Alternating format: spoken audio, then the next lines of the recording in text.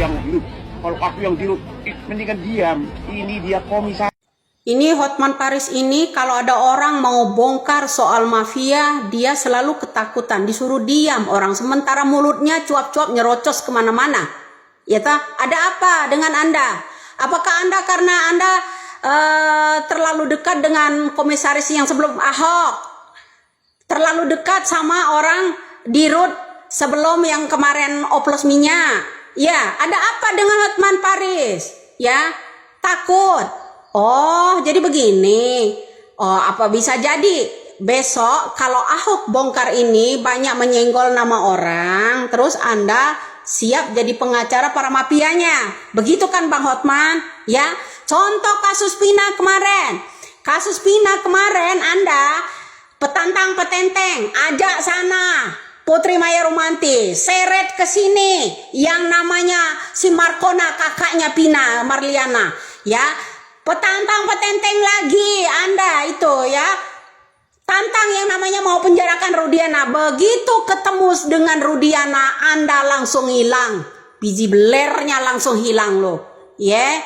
Nah sekarang loh, begitu Ahok di podcast kesana kesini nyenggol nama orang, disuruh diam. Artinya Anda ini juga golongan orang-orang mafia, pengacara golongan-golongan mafia, bukan mau menyelamatkan bangsa. Anda melindungi orang-orang di negara ini mau hancur. Lu dukung artinya.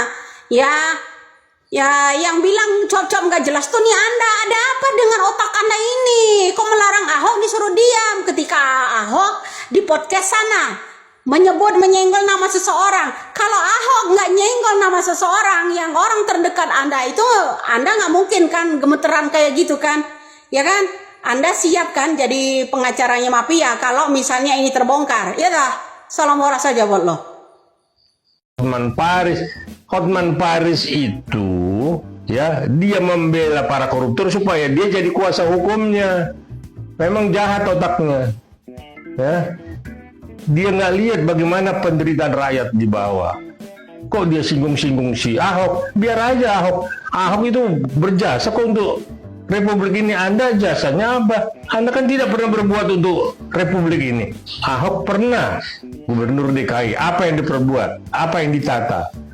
Yap, luar biasa ya apa yang menjadi komentar-komentar para netizen terkait dengan apa yang menjadi reaksi Hotman Paris. Yang begitu terlihat ketakutan pada saat Ahok mencoba untuk membongkar mafia-mafia yang ada di Pertamina. Bukannya membantu bagaimana agar para koruptor-koruptor jahanam bisa diberantas sampai ke akar-akarnya dengan kesaksian Ahok, apalagi siap untuk menjadi saksi. Dan seharusnya Kejaksaan Agung menyambut baik apa yang menjadi kesiapan Ahok ini untuk dijadikan sebagai saksi agar semuanya bisa clear. Nah sahabat-sahabat, untuk lebih jelasnya kita simak dulu bagaimana komentar-komentar cerdas Bapak yang akan saya tampilkan di video berikutnya. Untuk itu langsung saja kita simak videonya. Teriakan Ahok jadi saksi dugaan mega korupsi di Pertamina harus disambut oleh Kejaksaan Agung. Ahok bukan sosok saksi kaleng-kaleng. Jika ada sementara kalangan yang mengatakan mengapa baru sekarang Ahok berteriak, menurut hemat saya, justru inilah momentum yang pas dan tepat. Seandainya teriak ketika dia menjabat komisaris utama Pertamina, bisa-bisa dia dituduh membuat gaduh di Pertamina. Pengungkapan dugaan kasus korupsi di Pertamina yang sedang ditangani Kejaksaan Agung sebagai kejahatan sangat luar biasa dengan jumlah yang sangat fantastis. Diduga hampir 1.000 triliun atau boleh jadi bisa lebih. Harus dilakukan dengan sangat super luar biasa. Jika hasil korupsi tersebut dikembalikan ke negara, tentu setelah selesai proses hukum, maka dana tersebut dapat dialokasikan untuk program makan bergizi gratis sebagai program unggulan Presiden Prabowo Subianto untuk 3 tahun ke depan, sehingga tidak mengganggu APBN kita. Sebab dugaan korupsi di Pertamina yang terjadi pada masa pemerintahan sebelum pemerintahan yang sekarang, menurut catatan saya, sebagai jumlah yang terbesar yang pernah terjadi di Indonesia. Di tengah sangat banyak sekali rakyat Indonesia miskin dan melarat, mulai dari Aceh hingga Papua, menyedihkan. Karena itu, mastermind dan para pihak yang terlibat langsung atau tidak langsung dengan kasus mega korupsi tersebut semua harus dipanggil dan diusut oleh Kejaksaan Agung untuk lebih mendalami dan mengungkap kasus mega korupsi tersebut secara terang benderang. Jangan sampai ada tertutup atau ditutupi. Kasus ini jangan sampai masuk angin, jangan sampai gelap, jangan ada dusta di antara kita sebagai sesama anak bangsa dalam penegakan hukum.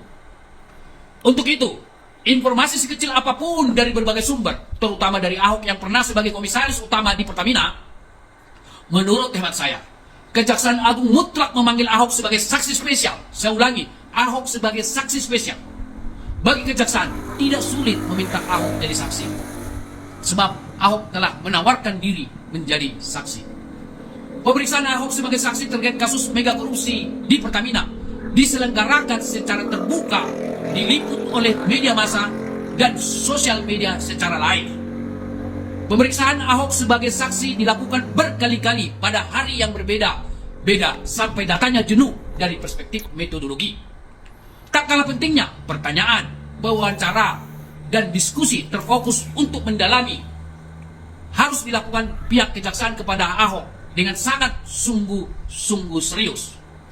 Di sisi lain, penyelidikan kepada berbagai pihak terkait harus terus dilakukan dalam rangka menggali kasus mega korupsi dengan pendekatan fenomenologi. Dengan pendekatan ini, maka fakta dan data akan terkumpul secara lengkap, mendalam, dan komprehensif. Jika pendekatan fenomenologi ini dilakukan secara ketat dan mengkategorisasikan fakta dan data dengan mencari kesamaan dari perbedaan dan mencari perbedaan dari kesamaan, serta menggunakan proses berpikir induktif, deduktif, dan gabungan keduanya, maka akan mudah mengungkap kasus korupsi ini. Atas dasar kategori fakta dan data tersebut, maka fakta dan data itu dipastikan akan, tanda kutip, berbicara sendiri. Saya tanda kutip, berbicara sendiri. Siapa saja yang terlibat, mulai dari pelaku lapangan, eksekutor, dan mastermind-nya. Dengan demikian, para pihak yang terlibat pada dugaan tindak pidana korupsi di Pertamina ini tidak bisa lagi mengelak.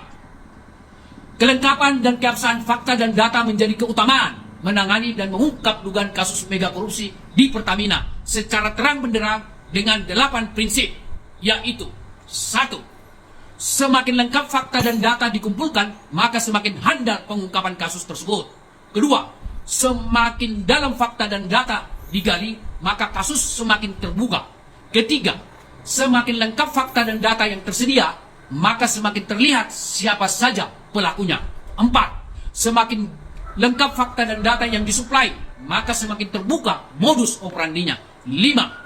Semakin lengkap fakta dan data kerugian negara, maka semakin ditemukan jumlah total besaran korupsi. 6.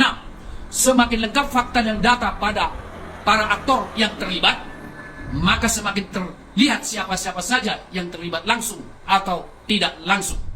7.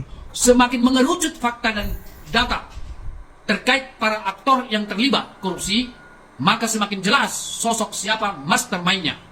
8. Yang terakhir, semakin lengkap fakta dan data peredaran uang atau dalam bentuk lainnya dari hasil korupsi, maka semakin terlihat siapa-siapa saja dapat besaran rupiah dan atau dolar serta bentuk lainnya.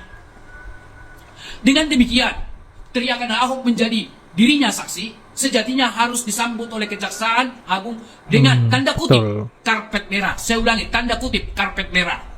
Lebih cepat lebih baik.